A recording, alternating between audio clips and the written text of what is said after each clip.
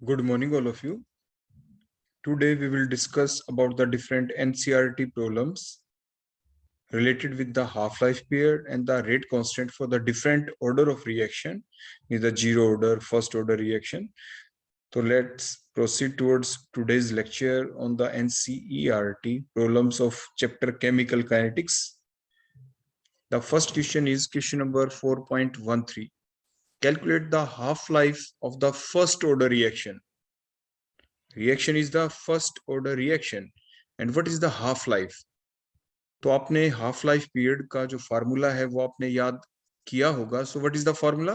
T half is equal to 0.693 divided by K. वो आपको याद रहना चाहिए. और देखो डिफरेंट वैल्यूज हैं, 3 पार्ट बनेंगे यहाँ पे. फर्स्ट, कब जब रेट कांस्टेंट की वैल्यू कितनी हो, पॉइंट नंबर 1 में 200 पर सेकेंड. सेकेंड पार्ट 2 पर minute and third part is 4 per year. तो 1 बाय 1 हम कैलकुलेट करते हैं. For the first order reaction, we know that the formula of the half-life period is T half is equal to 0.693 divided by K. एक चीज हम आपको यहाँ पे बता दें जो अक्सर गलती देखने को मिलती है एग्जाम में, जब बच्चे इस क्वेश्चन को करते हैं वो ये भूल जाते हैं कि 0.6 है, या कई बार ऐसा लिख देते हैं बच्चे 0.0693, एक एक्स्ट्रा जीरो लगा देते हैं 6 से पहले. तो वो गलती आप एग्जाम में ना करें, ऐसा अक्सर किया जाता है. आप अभी सोचेंगे कि ऐसी गलती तो हम कर नहीं सकते, लेकिन ऐसी होती है, तो आप इस चीज को जरूर नोट डाउन कर लें. तो अब के की वैल्यू आप पुट कर देंगे 200. आपने इसको डिवाइड किया 0.693 को 200 से, तो आपका आंसर आ गया 3.47 second is the answer. Point number 2 पे चलते हैं. के की वैल्यू क्या पुट कर दें? आप के की वैल्यू पुट कर देंगे 2 in the form of the minutes. तो आंसर आपका आ गया 0.35 मिनट्स. ये नियर अबाउट करके हमने निकाल दिया आपका आंसर. पार्ट नंबर 3 पे चलते हैं. के की वैल्यू क्या पुट करेंगे? 4 ईयर. तो वैल्यू 4 पुट कर देंगे. तो आपका आंसर कितना आ जाएगा बोलो? 0.173 ईयर्स. ईयर्स में आ गया आपका answer. So that is the question number 4.13. तो बड़ा सिंपल सा क्वेश्चन था, जिसमें हाफ लाइफ जो पीरियड है वो आपको कैलकुलेट करना था, और रेट कांस्टेंट की वैल्यू डायरेक्टली गिवन थी in the form of different ways, in the form of, यानी टाइम आपका सेकंड में, सेकंड पार्ट में मिनट्स में था, थर्ड पार्ट के अंदर ईयर्स में था. Next question, question number 4.5. If first order reaction has a rate constant 1.15, की कंप्लीट वैल्यू आपको दिख रही है. How long will 5 gram of this reactant takes to reduce to 3 gram? देखो आप सबसे पहले ये टेबल बना लेंगे जैसे आपको पहले सिखाई गई थी. फर्स्ट कॉलम में टाइम, सेकंड में concentration of reactant, third column में कंसंट्रेशन ऑफ द प्रोडक्ट. फिर हमें when time is 0, what is the concentration of reactant? A is equal to 5 gram है, that is given. What is the concentration of product? Concentration of product is 0. After time t, after time t जो हमें calculate करना है, क्योंकि यही है आपका question, how long, कि कितना समय लगेगा. Will 5 gram of this reactant reduces to 3 gram, कि वो 3 ग्राम ही बच गया. तो means remaining concentration of reactant after time t is 3 gram. Product का नहीं पता, वो तो अब हम बताएंगे. तो a माइनस एक्स क्या है? 3 ग्राम. तो मीन्स 5 माइनस 3 करेंगे, दैट इज मीन्स 2 ग्राम आपका रिएक्टेंट प्रोडक्ट में कन्वर्ट हो चुका है. तो x की वैल्यू क्या होगी? 2 ग्राम. तो अब हमें फार्मूले का पता है फर्स्ट ऑर्डर रिएक्शन के लिए, k is equal to 2.303 divide by T log a upon a minus x. तो t की वैल्यू क्या पुट करेंगे आप, या t निकालना है? t हमें कैलकुलेट करना है. k की वैल्यू गिवन है रेट कांस्टेंट की, तो t इज इक्वल टू क्या हो जाएगा? 2.303 डिवाइड बाई k. k की वैल्यू क्या है? 1.15 मल्टीप्लाइड बाय 10 की पावर माइनस में 3 log 5 upon 3, क्योंकि A means initial concentration of reactant, that is a 5 gram, and the concentration of reactant that been left after particular time, जो time हमें calculate करना है, that is a 3 gram. अब इसके बाद हमें log टेबल देखनी आनी चाहिए. log 5 log 3, देखो देखते कैसे हैं. log 5 माइनस में log 3, क्योंकि log का बेसिक फार्मूला है log 5 by 3 हो, जब डिवाइडेड में कोई चीज हो तो माइनस आ जाता है. अब log 5 की वैल्यू देखेंगे, log 3 की देखेंगे. देखो आपके पास ही एक log टेबल होती है जिसमें ये स्टार्ट होती है 10 से, और इसमें 10 की वैल्यू कितने पे आप देखते हैं? 0 से लेके और कहां तक? 9 तक. And next are the mean difference. देखो यहाँ पे ये मीन डिफरेंस होता है. सिर्फ इस क्वेश्चन में बता दें, और में हम फिर डायरेक्ट लिख देंगे आपके लिए वैल्यूज. और ये आपकी फर्स्ट पेज के ऊपर ये वैल्यू गिवन होती है आपकी 49 तक जाती है आपकी लॉग टेबल. सेकंड पे आपकी 50 से स्टार्ट हो जाती है. स्टेप से 50 पे चली जाएगी आपकी। क्लियर हो गया? तो फिर अब हमारे पास हमें कौन सी वैल्यू देखनी थी, log 5 और log 3 की वैल्यू देखनी है। तो अब देखो देखते कैसे, वो आपको सिखा दें। देखो बड़ा बेसिक सा काम है। मान लीजिए log 3 की वैल्यू आपको देखनी है। देखिए log 3, आप ये बताएं log 3 में टोटल डिजिट्स कितनी है? The total digits is equal to 1। देखो एक ही डिजिट है, दैट इज अ 3। तो नेक्स्ट स्टेप क्या होती है? Total digit minus 1। Next step is total digit -1। बोलो आंसर कितना आ जाएगा? 1 - 1 इज इक्वल टू 0। तो ये जो आपका यहाँ पे आंसर आ गया टोटल डिजिट -1, आप वो लिख देंगे वहां पे, देखो 0 और आगे डेसिमल लगा दें। क्लियर हो गया? उसके बाद अब 3 है, आगे 0 अपने आप अब वैल्यू देखते वक्त देख लेंगे। बोलो 3 के आगे कुछ नहीं तो मीन्स कुछ नहीं का मतलब 0 है। तो 30 पे देखना है आपको लोग, और कुछ नहीं तो 0। 30 की वैल्यू 0 पे बोलो कितनी है? 4771। तो 4771 that is the value of, बोलो किसकी? log 30, log 3 की वैल्यू है ये। फिर अभी जैसे मैंने कहा कि अगर मान लीजिए log 30 होता तो क्या करते, ये और देख ले आप। तो उसी टाइप से टोटल डिजिट्स बोलो कितनी हो जाती, जैसे मैंने इधर सिखाया था 2 डिजिट्स हो जाती 30 में। तो टोटल डिजिट -1, तो 2 - 1 तो 1 लिखते, फिर आप 1 लिखते, देखो यहाँ पे 1 पॉइंट। और आगे अब तो 30 आ गया, तो 30 की वैल्यू कितने पे? कुछ नहीं तो 0 पे देखेंगे, तो वैल्यू तो वही है 30 की 0 पे, देखो यही 4771। मीन्स आपने देखा ना log 3 की वैल्यू क्या होती है? 0.4771, और log 30 की क्या होती है? 1.4771। सिमिलरली एक चीज और आपको सिखा दें, मान लीजिए log 300 होता तो कितनी होती वैल्यू? तो अब इसमें टोटल डिजिट्स काउंट करें, बोलो 300 में कितने? 3 डिजिट्स हैं। तो वही बेसिक रूल, टोटल डिजिट -1, तो 3 - 1 2, आगे डेसिमल लगा दे। अब 30 की वैल्यू बोलो कितने पे दिखेंगे? आगे 0 ही है, तो 30 की वैल्यू 0 पे बोलो कितनी होती? वही 4771। क्लियर हो गया आपका इतना? तो इस टाइप से आपको log टेबल देखनी आनी चाहिए। अब हम देखते हैं log 5 की वैल्यू, देखो जो गिवन थी हमारी, एक log 5 देखना है। तो इसी टाइप से 5 में बोलो कितनी डिजिट है? एक ही तो डिजिट है, दैट इज द 5। एक ही डिजिट है ना, तो टोटल डिजिट 1 हो गई, तो 1 - 1 0। उसी टाइप से 0 पॉइंट।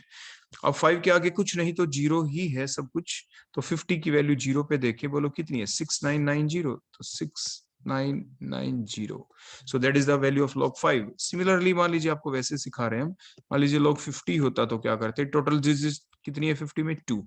तो 2 - 1 1, that is the first step of the rule, 1 point. अब 50 की 0 पे बोलो कितनी है? 6990।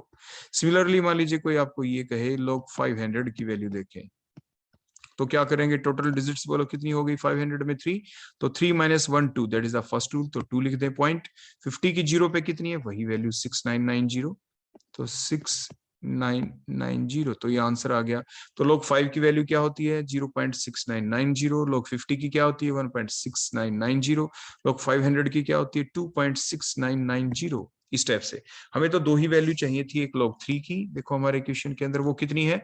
0.4771। नोट डाउन कर ले आप अपनी कॉपी में। log 5 की वैल्यू क्या है? 0.6990, ये आप नोट डाउन कर ले। अब आपने देखा था ना log 5 - log 3 करना है, तो जब आप log 5 - log 3 करेंगे आप ऐसे, तो क्या आंसर आएगा? log 5 कितना है? 0.6990। log 3 कितना है माइनस जो करेंगे? 0.4771। 10 में से 1 गया 9, 8 - 7 1, ये 2, ये 2, ये आ गया आपका आंसर 0.2219। log 5 - log 3 कितना होता है? 0.2219।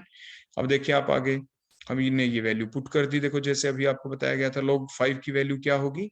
log 5 की वैल्यू, देखो यहाँ पे एक एरर हमने कर दी है, बताएं वो क्या की? देखो पीछे बड़े ध्यान से देखें, log 3 की वैल्यू क्या थी? 0 पॉइंट था, देखो 0 पॉइंट था, तो यहाँ पे हमने गलती क्या की है? बोलो जो वैल्यू लिखी 1 पॉइंट लिख दिया, 1 पॉइंट नहीं होगी, बोलो क्या होगी? That is 0 point. देखो दैट इज 0 पॉइंट, ये चीज ये आप करेक्शन जरूर कर लेना। बीच में मल्टीप्लाई का देखो साइन है हर जगह।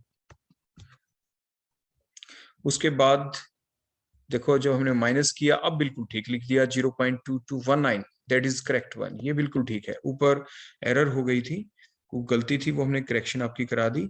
तो टाइम का आंसर कितना आ गया 444.38 second, that is the answer. तो इतना टाइम लगेगा जब आपके जो रिएक्टेंट है 5 ग्राम से रिड्यूस होकर कितने हो जाएंगे, दैट इज द 3 ग्राम। तो इस टाइप से आपने लॉग टेबल भी देखनी सीख ली अच्छे से।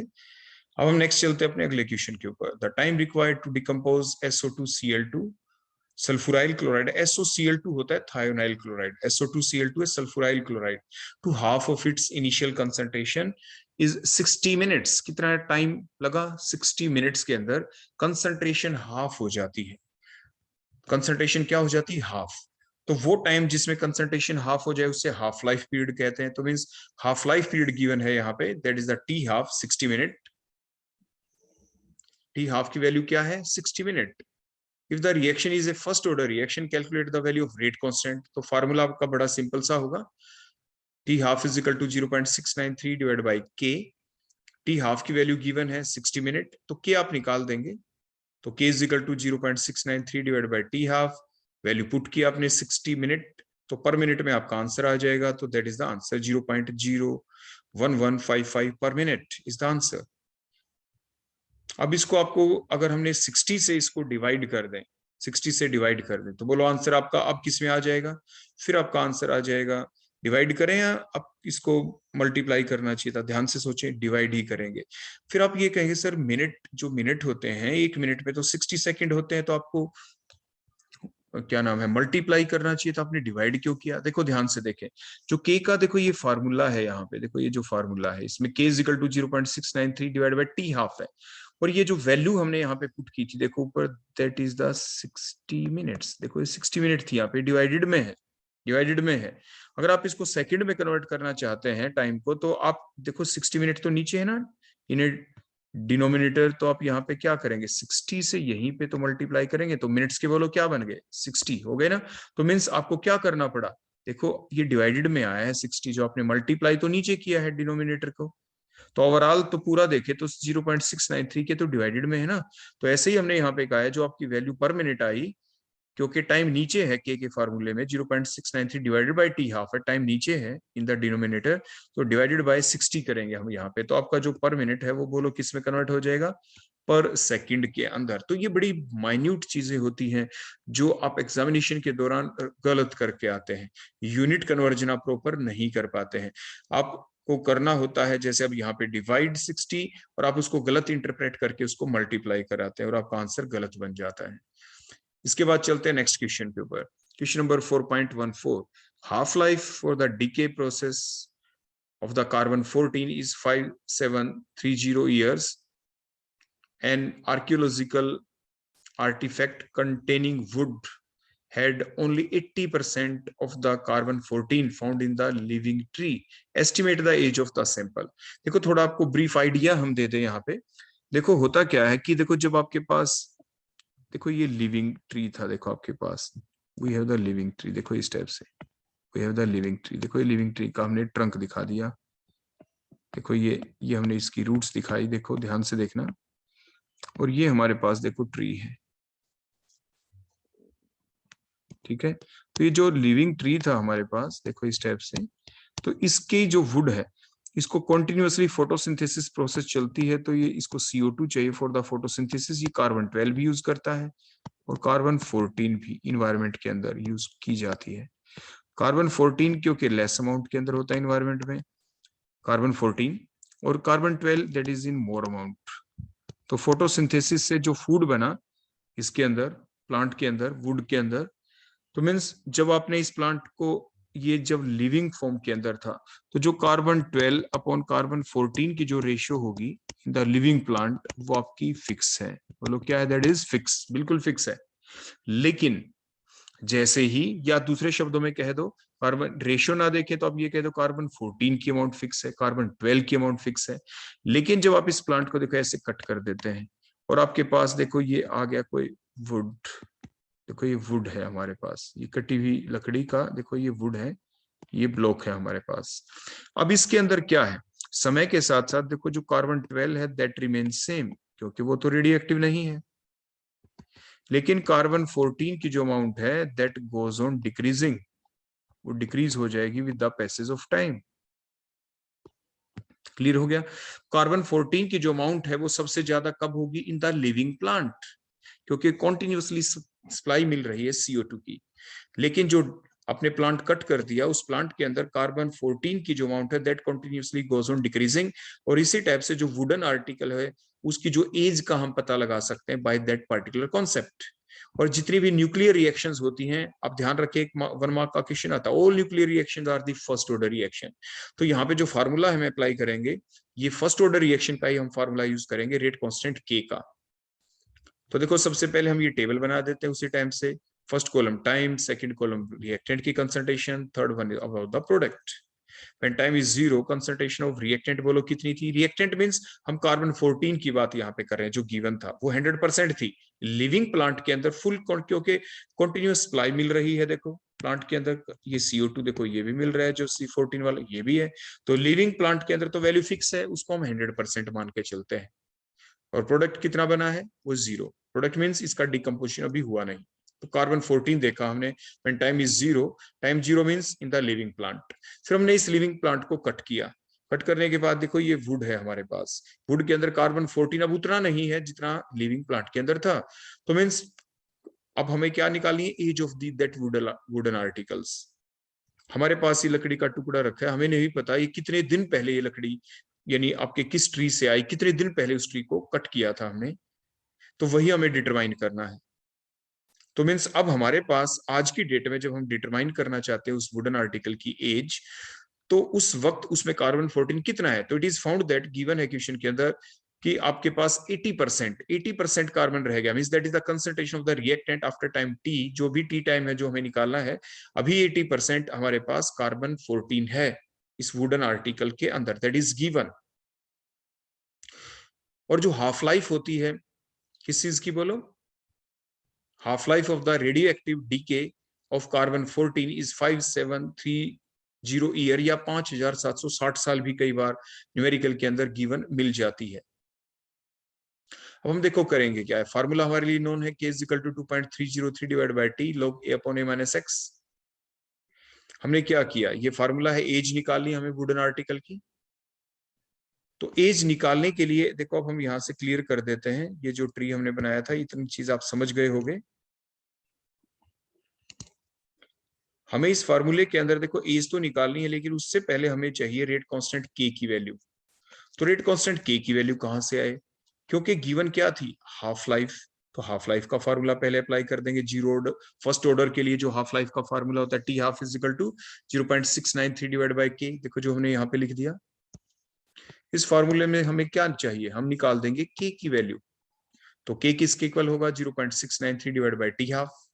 T हाफ गिवन है 5730 ईयर्स। मैंने आपको पहले ही बताया, एग्जैक्ट जो हम याद करते हैं वो याद करते हैं 5760 years, that is the half life of the carbon 14। लेकिन इस न्यूमेरिकल में गिवन है 5730, तो जो भी गिवन होगी हम वही पुट कर देंगे। तो के की वैल्यू अब हम यहाँ पे पुट करेंगे। देखो इस फॉर्मूले यहाँ पे के की वैल्यू पुट कर देंगे। बोलो इनिशियल कंसंट्रेशन ए मींस कार्बन 14 कितना था? देखो 100% था स्टार्ट में, तो लिविंग प्लांट में उसको 100% मान लिया। फिर अब वो डिकम्पोज होके अब कितना बच गया? That is only 80%। तो देखो ये 80 पुट कर दिया हमने। A minus X is the concentration of the reactant after time T। Reactant हम कार्बन 14 को लेके चल रहे हैं यहाँ पे। तो initial concentration of carbon 14 is 100%, means 100 value put की।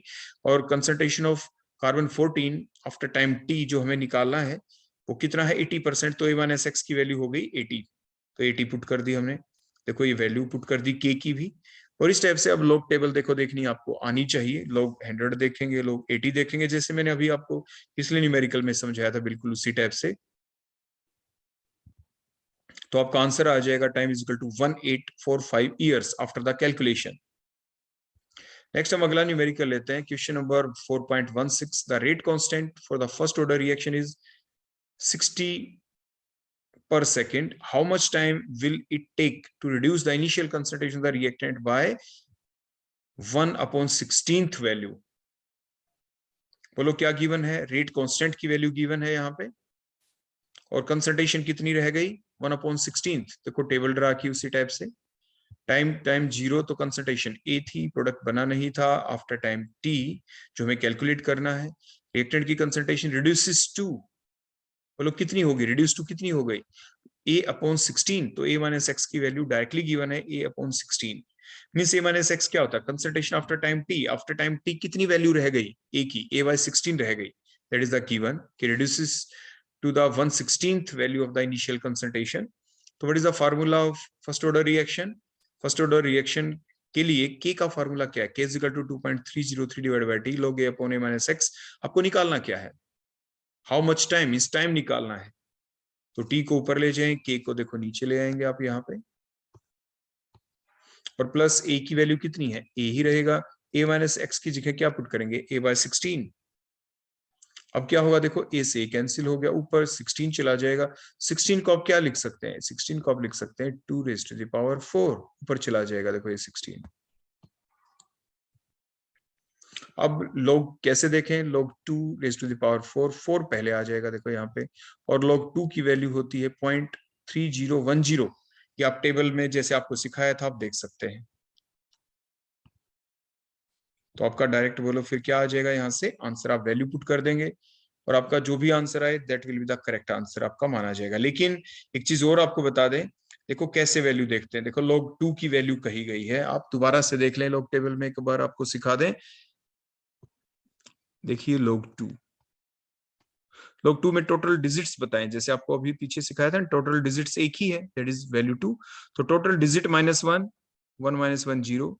अब 2 के आगे कुछ नहीं तो 0 माना जाएगा, तो वैल्यू 20 की 0 पे बोलो कितनी है, देखो ये रही 3010, देखो 3010, that is the value of log 2। तो यही हमने बताया था कि आप वैल्यू जो log 2 की होती है वो 0.3010 होती है। कैसे होती है वो आपको log टेबल के अंदर ही डायरेक्ट आपको सिखा दिया गया है यहाँ पे। तो देखो ये हम अब हम वैल्यू पुट करेंगे, देखो ये वैल्यू पुट कर दी log 2 की 0.3010। अब आप कैलकुलेशन करेंगे, आपका आंसर आ जाएगा t is equal to 4.6 multiplied by 10⁻²/2 per second is the answer. Next question पे चलते हैं, what is the order of the nuclear reaction, बताएं शहबाज जल्दी से। अभी मैंने बताया था अभी कुछ पल पहले, all nuclear reactions are of first order reaction, ये आप याद रखना, 1 मार्क्स का क्वेश्चन आ जाता है एग्जाम में। तो that is the first order reaction. अब हम और छोटे छोटे न्यूमेरिकल ले लें कुछ। देखो आपने मैंने बताया था, देखो t half of the carbon 14 is 5760 years होती है, अक्सर हम यही याद करके चलते हैं। तो नेक्स्ट क्वेश्चन में है the value of carbon 14 to carbon 12 ratio in the wooden article is 13% to that in the atmosphere, calculate the age of the wooden article। तो मीन्स उसी टाइप से देखो हमने टेबल ड्रा की, टाइम 0 तो 100% मान लिया, x की value 0, after time t wooden article में कार्बन, अब की बार कार्बन 14 की नहीं, ये कार्बन 14 बाय कार्बन 12 की रेशियो दे रखी है, तो दैट इज 13%। तो a का मतलब क्या है यहाँ पे, इनिशियल कंसंट्रेशन, इनिशियल कंसंट्रेशन बोलो किसकी, carbon 14 to carbon 12 ratio, that is the initial concentration of, means initial ratio of carbon 14 to carbon 12, उसको 100% मानेंगे, और आफ्टर टाइम t वो 13% रह गई, तो रेशियो क्या हो जाएगी 13। देखो वैल्यू पुट कर दी हमने, a की जगह 100 और यहाँ पे बोलो क्या 13, क्रॉस मल्टीप्लाई कर दिया क्योंकि टाइम निकालना है, तो k नीचे आ जाएगा। यहाँ पे k की वैल्यू कहां से आए, देखो हाफ लाइफ पीरियड दे रखा है, फर्स्ट ऑर्डर रिएक्शन होती है न्यूक्लियर रिएक्शन आपकी सारी, तो टी हाफ का फार्मूला है T half is equal to 0.693 by K की वैल्यू हम कैलकुलेट कर देंगे, टी हाफ की वैल्यू पुट कर दें, और ये अब यहाँ पे पुट कर दे, देखो के की जगह पे, तो के की जगह पे बोलो हम क्या करेंगे, यहाँ पे ये वैल्यू पुट कर दें, यहाँ पे के की जगह पे, देखो ये वैल्यू पुट की। अब आपको लॉग देखना आना चाहिए, लॉग 100 आना चाहिए, लॉग 13 भी आपको देखना आना चाहिए, तो आपका आंसर आ जाएगा जब आप वैल्यू पुट करेंगे 16989 years, that is the answer. Next question के ऊपर चलते हैं। A mineral rock contains 0.257 milligram of the lead 206 for each milligram of the uranium 238, calculate the age of the rock। देखो जो रॉक है उसके अंदर भी क्या था शुरू में, यूरेनियम 238 की जो भी अमाउंट थी, जितनी भी अमाउंट थी, एट प्रेजेंट तो उतना यूरेनियम उसमें मिलेगा नहीं, क्योंकि आपने रेडियो एक्टिव डिसइंटीग्रेशन सीरीज पढ़ी है, 4 सीरीज होती है उसकी, out of this 4 series 1 series is that के इसमें आप बड़े ध्यान से देखें कि यूरेनियम 238, देखो यूरेनियम 238 का डिकम्पोजिशन हुआ और ये किस में कन्वर्ट हुआ, लेड 206 में। देखो एक तरीका होता है जो 206 को अगर हम देखो 4 से डिवाइड करें, देखो 4 से, बताइए जल्दी बताओ क्या आंसर आना चाहिए, 4 5 20, अब 6 को नीचे ले आएंगे तो 4 1 जा 4, तो बोलो कितना रिमाइंडर बच गया? 2 रिमाइंडर है यहाँ पे। तो that is the 4n+2 series reaction. देखो आपकी सीरीज कौन कौन सी रेडियो एक्टिव डिसइंटीग्रेशन सीरीज होती है? 4n, 4n+1, 4n+2, 4n+3। आपकी रेडियो एक्टिव डिसइंटीग्रेशन सीरीज 4 है ये। तो ये कैसे आया आंसर? 4n प्लस कुछ नहीं तो 0 ही होता है। ये कैसे? ये इस बेसिस के ऊपर जो यूरेनियम 238 होता है या डिफरेंट रेडियो एक्टिव सब्सटेंस जो है, जब उनका डिकम्पोजिशन होता है तो एक स्टेबल न्यूक्लियाई देते हैं। तो radioactive disintegration series, the series in which a radioactive substance decomposed undergo disintegration to give a stable product, to give a stable nuclei. जैसे यहाँ पे स्टेबल न्यूक्लियाई लेड 206 हमें मिली। तो इसके दौरान जब जो भी आपका स्टेबल न्यूक्लियाई उसका जो मोलर मास होता है उसको 4 से डिवाइड कर दें, इसलिए सीरीज है 4n। देखो 4n 4n 4 से डिवाइड कर दें। 4 से डिवाइड करने के बाद रिमाइंडर देखें कितना बचा। If there is no remainder that series is called 4n+0। If remainder is 1 that then that series is called 4n+1 series. If the remainder is 2, जैसे अभी आपकी जो सीरीज थी वो 4n+2 है because remainder is 2. If the remainder is 3 then it is called as the 4n+3 series.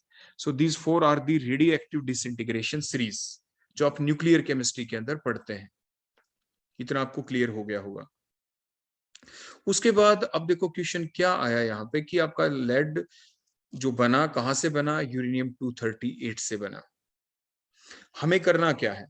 हमारे पास देखो ये जो जितनी भी nuclear reactions all are the first order reaction. देखो सबसे पहले उसी टाइप से टेबल बना लेते हैं। Time is 0, concentration of reactant की शुरू में कितनी थी वो नहीं पता, शुरू में कितनी थी। देखो आपके पास देखो ये एक रोक है, देखो इस टाइप से ये एक रोक है आपके पास, ये रोक है। इस रोक के अंदर बिल्कुल शुरू में जब ये कभी चट्टान बनी होगी उस वक्त इसमें यूरेनियम 238 उस वक्त कितना था? इनिशियल कंसंट्रेशन कितनी थी इसमें? हमें तो नहीं मालूम। हमें तो ये पता है कि आज की डेट में क्या पता है, जैसे given a mineral rock contain 0.257 milligram of the lead 206 for each milligram of the uranium. Means अगर आपका मान लीजिए कोई पार्ट हमने ये ले लिया, देखो चट्टान का, देखो इतना पार्ट, इसमें अगर आपके पास 1 मिलीग्राम, देखो 1 मिलीग्राम यूरेनियम 238 है इसमें, यूरेनियम 238, तो फिर इसमें लेड कितना होगा? वो है आपके पास 0.257 इंटू 10⁻³ ग्राम। या डायरेक्ट मिलीग्राम में लिखना चाहें तो आप डायरेक्ट देखो मिलीग्राम लिख दें यहाँ पे।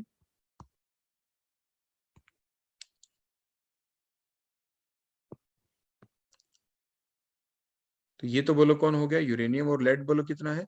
0.257 मिलीग्राम ऑफ लेड 206। ये आया कहां से लेड? ये आया है आपके पास यूरेनियम के डिसइंटीग्रेशन से। तो इट मींस अब हम क्या करेंगे? अब मैथमेटिकल कैलकुलेशन करेंगे। तो शुरू में यूरेनियम कितना था? शुरू में जो यूरेनियम था वो इतना था कि जो आज की डेट में है यूरेनियम, बोलो आज की डेट में कितना है? 1 मिलीग्राम है यूरेनियम 238 प्लस वो अमाउंट यूरेनियम की, देखो क्वेश्चन मार्क लगा दिया, वो अमाउंट यूरेनियम की जो कि किस में डिकम्पोज हो चुकी है? इस लेड के अंदर। और लेड कितना मिल चुका है? 0.257। इट मींस ये जो 0.257 मिलीग्राम लेड है इसको ये पता लगाएं कि ये कितने यूरेनियम से बना। तो अगर हम उस यूरेनियम को जो 1 मिलीग्राम वाली अमाउंट है इसमें ऐड कर देंगे, that is the initial concentration of the uranium 238। तो देखो अब हम क्या करेंगे, यहाँ पे आफ्टर टाइम टी आपका कुछ प्रोडक्ट बन गया और यूरेनियम बोलो आज की डेट में कितना है? वो तो गिवन है चट्टान के अंदर। 1 milligram means a - x = 1 multiplied by 10⁻³ that is given. हमें क्या चाहिए? हमें चाहिए a की वैल्यू, और वो मैंने आपको बताया। वो आप कैसे कैलकुलेट करेंगे? Simple mathematical calculation. देखो क्या कैलकुलेशन देखेंगे, देखो जैसे मैंने अभी ये रिएक्शन देखो आपके लिए ऊपर लिख दी है, राइट साइड में टॉप के ऊपर आप देखें, यूरेनियम 238 कन्वर्ट हो गया लेड 206 में। तो देखो ये मैंने अभी लिखा ना यहाँ पे, देखो हमें क्या चाहिए? इनिशियल कंसंट्रेशन 1 मल्टीप्लाइड बाय 10⁻³ में प्लस में क्वेश्चन मार्क, मींस बचा हुआ यूरेनियम कौन सा था? ये वो यूरेनियम है जैसे आपको बताया जो अभी किस में कन्वर्ट हो चुका है? लेड 206 में कन्वर्ट हो चुका है। अब simple calculation, the amount of the uranium 238 present at the time of analysis is n, that is the 1 milligram है आज की डेट में। तो अब हम क्या देखेंगे कि amount of the uranium originally present शुरू में कितना था, तो जो आज की डेट में प्रेजेंट है amount of the uranium at the time of analysis means आज at present plus the amount of the uranium 238 that get changed into the lead 206, आज की डेट में जो लेड 206 में कन्वर्ट हो चुका है, और उस लेड का हमें पता है कितना लेड गिवन है। तो अब हम क्या करेंगे, देखो जो आज की डेट में यूरेनियम है दैट इज 1 मल्टीप्लाइड बाय 10 की पावर -3। अब जो बच गया ये अमाउंट जो यूरेनियम जो कन्वर्ट हो चुका है लेड 0 से, वो कैसे करें, तो ये सिंपल हमारे पास देखो ये मैथमेटिकल देखो कैलकुलेशन करके दिखाते हैं आपको।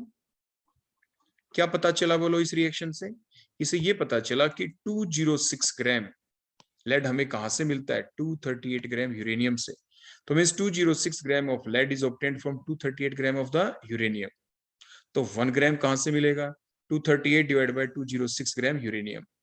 तो अब है कितना लेड, देखो गिवन है, बोलो कितना लेड है, 0.257 मिलीग्राम। इसको ग्राम में कन्वर्ट करके लिखेंगे तो 0.257 मल्टीप्लाइड बाय 10 की पावर -3 ग्राम लेड 206 हमें कहां से मिलेगा, कितने ग्राम यूरेनियम से, तो मल्टीप्लाई कर देंगे। फिर आपके पास जो भी आपका आंसर यहाँ पे आएगा, देखो जो भी ये देखो ये जो वैल्यू आई, देखो ये जो वैल्यू आई इसको हमने देखो यहाँ पे पुट कर दिया, देखो ये यहाँ पे। So that is the initial concentration of the uranium 238। Calculate किया तो आपका आंसर आ गया 1.295 मल्टीप्लाइड बाय 10 की पावर -3। अब हमारे पास क्योंकि फर्स्ट ऑर्डर रिएक्शन है तो k is equal to 2.303 divide by t log a upon a minus x। t को ऊपर ले जाएं, k को नीचे ले आएंगे आप। k is the rate constant. अब क्वेश्चन ये उठा कि ये रेट कांस्टेंट कहां से आए, t तो हम निकाल देंगे, a का भी पता चल गया, a बोलो कितना आ गया इनिशियल कंसंट्रेशन, देखो ये रही, देखो जो अभी निकाली थी, देखो ये वैल्यू ये a है। आज की डेट में कितना यूरेनियम a माइनस एक्स, वो तो पहले से ही गिवन है, देखो ये रहा a माइनस एक्स, ऊपर टेबल में हमने लिख रखा था। अब हमारे पास बच गया सिर्फ k की वैल्यू, तो k की वैल्यू कहां से आए, देखो ये वैल्यू कहां से आए k की, और तो हमने पुट कर दी वैल्यू यहाँ पे। 10 की पावर -3 से 10 की पावर माइनस कैंसिल हो गया, तो लोग देख लेंगे 1.295 का, लेकिन k की वैल्यू भी तो चाहिए। तो देखो फिर हमने ऊपर लिखा, देखो यहाँ पे फॉर्मूला क्या है टी हाफ का, T half is equal to 0.693 divide by k। तो क्या करें, k कहां से निकालें, तो k इज इक्वल टू क्या आ जाएगा 0.693 divide by T half. T half की वैल्यू गिवन है, देखो T half of the uranium बोलो कितनी की गिवन है, 4.5 मल्टीप्लाइड बाय 10 की पावर 9 ईयर्स। तो वैल्यू पुट कर दें आप, तो k का आंसर ये आ गया आपके पास 1.54 मल्टीप्लाइड बाय 10 की पावर 10। इसको आप पुट कर देंगे, देखो अब हमने ये पुट कर दिया, देखो यहाँ पे, और 10 की पावर -3 से देखो 10 की पावर -3 हमने कैंसिल किया, और आपका आंसर बोलो कितना आ गया, t is equal to 1.69 multiplied by 10 की पावर 9 है, ये आप ध्यान रखेंगे, दैट here इज 10 की पावर 9, 109 नहीं है ये, 10 raise to the power 9 years. तो इस टाइप से आपने डिफरेंट न्यूमेरिकल्स देखे आपके for the first order reaction के ऊपर थे मैक्सिमम आपके, जिसमें हाफ लाइफ को यूज किया गया, रेट कांस्टेंट के बेसिस के ऊपर आपके न्यूमेरिकल थे। आप इनकी बहुत अच्छे से प्रैक्टिस करें क्योंकि बहुत इंपॉर्टेंट क्वेश्चन है एग्जामिनेशन पॉइंट ऑफ व्यू से, कंपटीशन पॉइंट ऑफ व्यू से भी। अब नेक्स्ट क्वेश्चन लेते हैं, that is the question number 4.17 of NCERT book. देखो न्यूक्लियर एक्सप्लोजन के दौरान आपका जो one of the product is strontium with half life बोलो कितना 28.1 ईयर्स।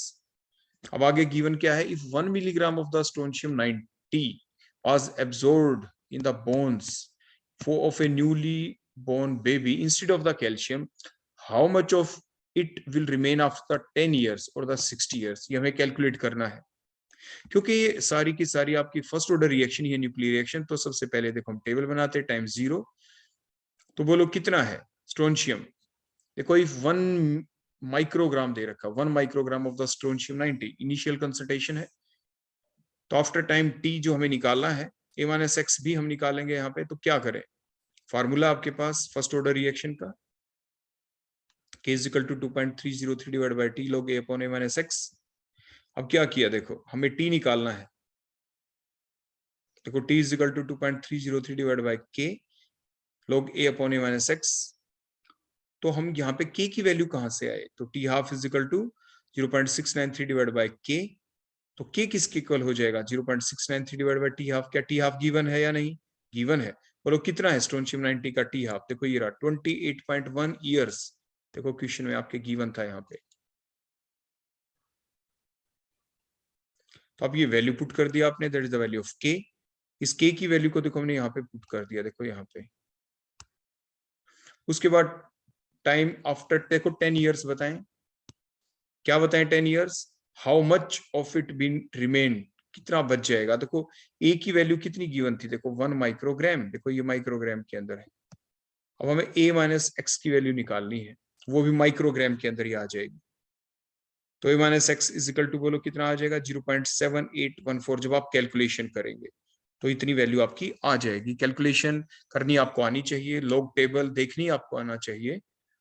इसके बाद when time is 60 years, T की वैल्यू जैसे अभी हमने यहाँ पे 10 पुट की, ऐसे हम 60 पुट कर देंगे। देखो ये 60 पुट कर दी, के तो देखो बिल्कुल सेम रहेगा वही लॉग, ये देखो ए की वैल्यू वही 1 माइक्रोग्राम, ए माइनस एक्स अब हमें निकालना है, तो that value comes out to be 0.2278 microgram. तो कैलकुलेशन आप अच्छे से करके देखेंगे, लॉग टेबल देखना आना चाहिए आपको, एंटी लॉग टेबल आपको देखनी आनी चाहिए, एंटी लॉग भी देखनी आपको सिखा देंगे हम अलग से। उसकी वैल्यू अगर आप एंटी लॉग की देखें तो बड़ी सिंपल सी होती है, वो भी आपको अलग से भी बता दी जाएंगी। नेक्स्ट क्वेश्चन आपके लिए, for a first order reaction show that the time required for the 99% completion is twice the time required for the completion of 90% of the reaction। मैंने आपको पहले ही बताया था कि एग्जाम में कई बार क्वेश्चन ये आ जाता है, जैसे डिफाइन हाफ लाइफ पीरियड, ऐसे आ जाए define T 90%, what do you mean by that term T 90%। जैसे 90% दिया है तो आप कैसे डिफाइन करेंगे, the time in which the concentration of the reactant reduces to 90%, 90% reduce हो गई है, सो दैट कॉल्ड टी 90%। ऐसे टी 99% के कंसंट्रेशन ऑफ रिएक्टेंट कितनी रिड्यूस हो गई, 99% जो रिएक्टेंट है वो डिकम्पोज हो चुका है, इतनी कंसंट्रेशन आपकी डिक्रीज हो चुकी है रिएक्टेंट की, that is the meaning of T 90 और द टी 99%। देखो दो टेबल बनाएंगे कंपैरिजन फॉर्म में, देखो पहले कॉलम में टाइम, सेकंड में कंसंट्रेशन ऑफ रिएक्टेंट, थर्ड में concentration of the product. When time is 0 concentration of reactant is A, concentration of product is x. अब पहली टेबल को देखते हैं, when time T is equal to 99% की बात करें तो मींस आपका प्रोडक्ट कितना बन चुका है, 99% बन चुका है, क्योंकि रिएक्टेंट 99% डिकम्पोज हो गया है। देखो ए 99 बाय 100 हमने किया तो एक्स की वैल्यू बोलो क्या आ गई 0.99 ए, तो ए माइनस एक्स कितना हो जाएगा, तो ए माइनस 0.99 ए तो कितना आ जाएगा 0.01 ए। ऐसे ही आप देखेंगे टी 90% के लिए सेकंड टेबल के अंदर, तो प्रोडक्ट बोलो कितना बन गया आपका, A multiplied by 90 by 100 means 0.90 A. What is the concentration of reactant after that particular time? That is a T90%, A minus X। तो A minus X कितना था 0.90 A, देखो आपने माइनस किया तो आंसर आ गया 0.01 A। अब हम फर्स्ट ऑर्डर रिएक्शन को अप्लाई करते हैं, that is the formula of first order reaction. इसमें वैल्यू पुट करें, ए की जगह क्या पुट करेंगे, ए ही पुट करेंगे, ए माइनस एक्स की जगह क्या पुट करें, यहाँ पे देखो ये वैल्यू आप पुट कर देंगे यहाँ पे ए माइनस एक्स की जगह। तो टी को ऊपर ले जाएं, दैट इज द टी आपका 99% हो जाएगा, के आपका नीचे आ जाएगा, देखो यहाँ पे। तो T 99% is equal to 2.303 divide by k log A upon 0.01 A से ए कैंसिल हो जाएगा, डेसिमल हटेगा, ऊपर 100 को क्या लिखते हैं 10 की पावर 2, 10 की पावर 2। जो पावर में होता है 2 उसको पहले आ जाएगा, और लॉग 10 कितना होता है 1, तो log 10 1 हो गया, तो मल्टीप्लाइड बाय देखो 2 बच गया वहां पे, इक्वेशन नंबर 1। ऐसे ही हम फॉर्मूला निकालेंगे टी 90% के लिए, तो टी को उसी टाइप से ऊपर ले जाएं, यहाँ पे टी 90% लिख देना, के नीचे ए की जगह ए पुट करेंगे, ये वैल्यू ए माइनस एक्स की देखो यहाँ पुट कर देंगे आप। तो T 90% is equal to 2.303 divide by k log A upon 0.01 A है यहाँ पे, ये ध्यान रखेंगे आप। या 0.10 आएगा, देखो मैं निकाल के भी दिखा देता हूँ अगर आपको कोई शंका हो। 1.00 ए में से माइनस आप कितना करेंगे 0.90 ए, कोई ए है ये 0 10 में से 1 तो 0.10, तो देखो ये यहाँ पे आप करेक्ट कर लेना, देखो यहाँ पे यहाँ पे कितना आना था 0.10 ए, वैल्यू हमने बिल्कुल ठीक पुट किया यहाँ पे, तो ए से ए कैंसिल हो गया, डेसिमल ऊपर आपका 100 आ जाएगा, तो 10 10 जा 100, तो log 10 क्या होता है बोलो 1,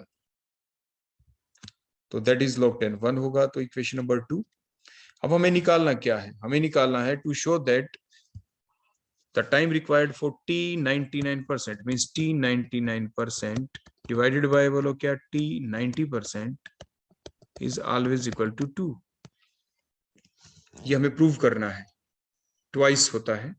तो इक्वेशन 1 को आप डिवाइड कर दे इक्वेशन 2 से, देखो हमने डिवाइड किया तो 2.303 के से देखो कट गया, अब क्या बच गया 2/1 मींस 2 रह गया आपका, दैट इज द आंसर। इसके बाद नेक्स्ट क्वेश्चन है, A first order reaction takes 40 minutes for the 30% completion, calculate the t half। उसी टाइप से टेबल बना देंगे आप, time 0 a is equal to a, x is equal to 0, तो कितना हो गया बोलो time 40 minutes, time is equal to 40 minutes. A first order reaction take 40 minutes, देखो यहाँ पे आप 40 लिख देंगे, t is equal to 40 minutes for the decomposition of the 30 minute 30%, देखो 30% a multiplied by 30 by 100 तो 0.30, अब a minus x तो 0.70 a आपका आ गया है यहाँ पे। उसके बाद आप सिंपल फॉर्मूला लगाएं फर्स्ट ऑर्डर का, k is equal to 2.303 divide by t log a upon a minus x, a रहा तो ये वैल्यू a minus x की जगह पुट कर देंगे, तो t हाफ हमें कैलकुलेट करना है, तो यहाँ से टाइम बोलो कितना गिवन है यहाँ पे बोलो, दैट इज 40 मिनट्स,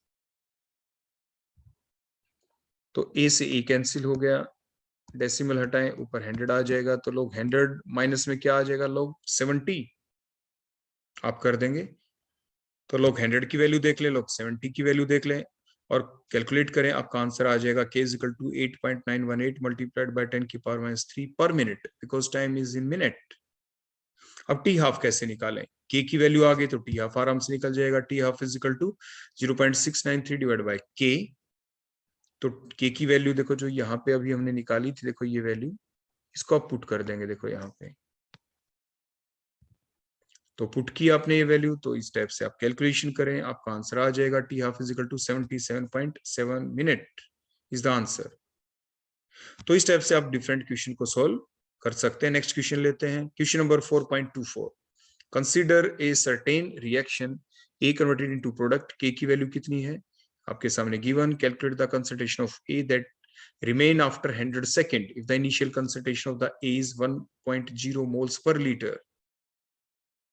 तो अब हम क्या करें इसमें, कैलकुलेट द कंसंट्रेशन ऑफ ए, देखो सिंपल जो आपकी ये रिएक्शन है इसमें आप बड़े ध्यान से देखें, के की जो वैल्यू से हमें मतलब नहीं, उसकी यूनिट देखें क्या है, यूनिट इज पर सेकेंड, पर सेकेंड क्या रिफ्लेक्ट करता है, बट जो पर सेकेंड यूनिट होती है कौन सी ऑर्डर रिएक्शन की होती है, फर्स्ट ऑर्डर रिएक्शन की। तो मींस आपने टेबल उसी टाइप से बनाई, t इज इक्वल टू 0, ए की वैल्यू बोलो कितनी है, इनिशियल कंसंट्रेशन देखो ये रही given, the initial concentration of A is 1 मोल पर लीटर, वही हमने लिख दी, प्रोडक्ट 0 थे, व्हेन टाइम इज बोलो कितना 100 सेकेंड, तो x हमें नहीं पता कितना प्रोडक्ट, हमें नहीं पता कितना रिएक्टेंट आपका बच गया, तो यही हमें निकालना है, calculate the concentration of A remaining after 100 second, means we have to calculate the value of a minus x।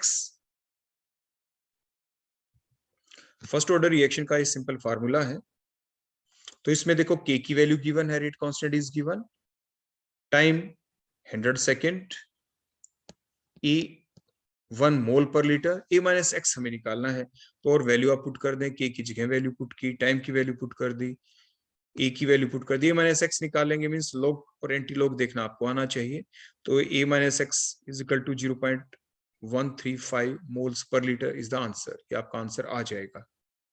इसके बाद नेक्स्ट क्वेश्चन लेते हैं, क्वेश्चन नंबर 4.25, जो लास्ट क्वेश्चन था उसमें आपको एंटी लॉग भी देखना आना चाहिए।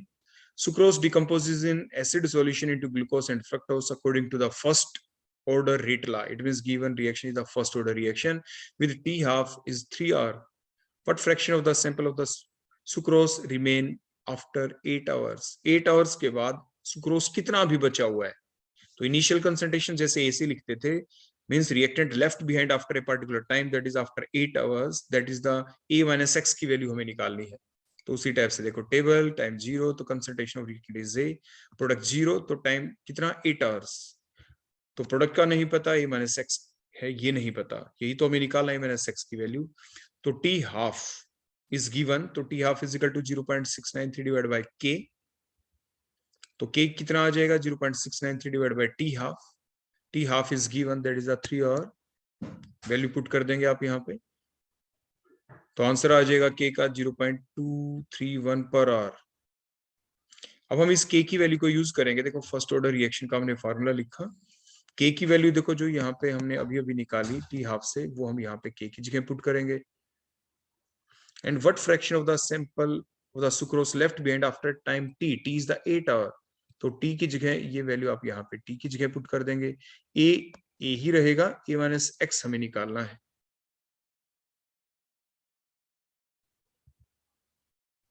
तो कोई वैल्यू हमने पुट कर दी यहाँ पे, टाइम की जगह 8 आवर, K की जगह 0.231। तो A/A-x क्वेश्चन फ्रैक्शन में है, ध्यान दें। हमें A-x नहीं, हमें कंप्लीट A/A-x निकालना है। मींस हमें फ्रैक्शन निकाला। What fraction of the sample of the sucrose remain after 8 hours, we have to calculate the fraction of sample.